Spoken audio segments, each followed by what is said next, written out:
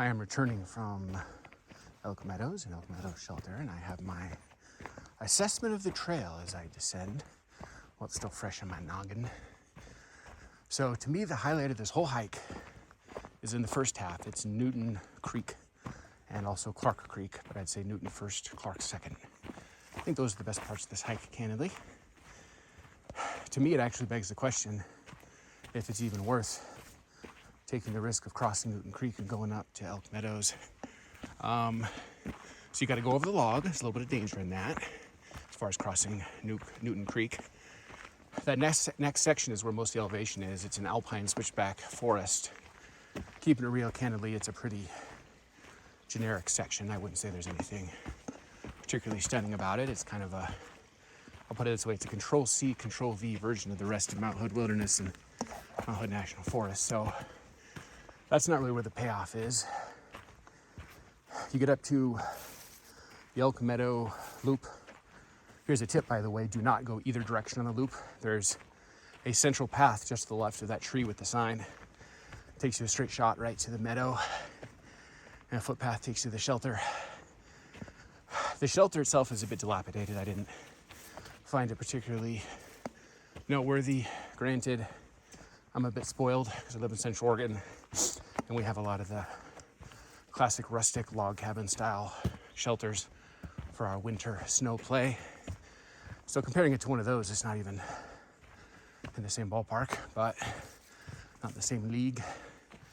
So it's a kind of a dilapidated shelter that's seen better days. So I wasn't impressed by the dwelling, the shelter, the structure itself. Elk Meadow itself is essentially closed for restoration. There's one footpath you can walk.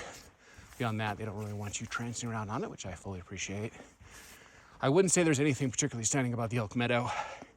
Keeping it real, if you're looking for like a panoramic,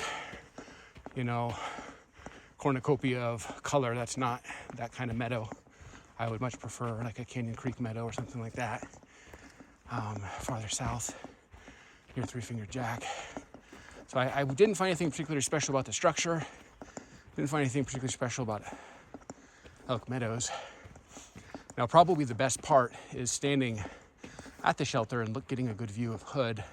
And granted, I came up here on an overcast day, so I did not get the best view of Mount Hood, but I know the whole Mount Hood area very well. I've done the Timberline Loop, and I've accessed it from almost every access point. You can go around the mountain, so I do know the angles and sight lines of this area pretty darn well. And I would say, even if it wouldn't have been cloud covered and I would have gotten the money shot, it would have been a decent view of Mount Hood.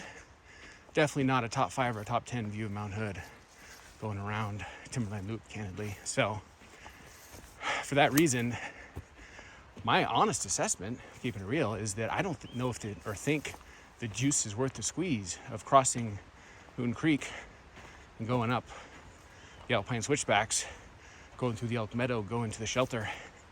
I don't know if that's really, looking back, it's kind of one of those bucket list. Like, I'm glad I did it once, so I have the frame of reference, but I wouldn't come back up here realistically. There was nothing.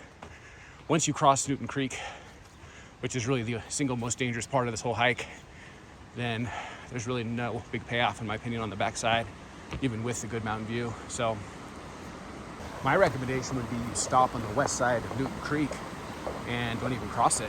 Don't even incur that risk. That's the single most dangerous thing of the whole hike. And just turn around and make it a short couple mile hike, very minimal elevation gain. I don't know what that would be. I have to double check the map from 100 feet.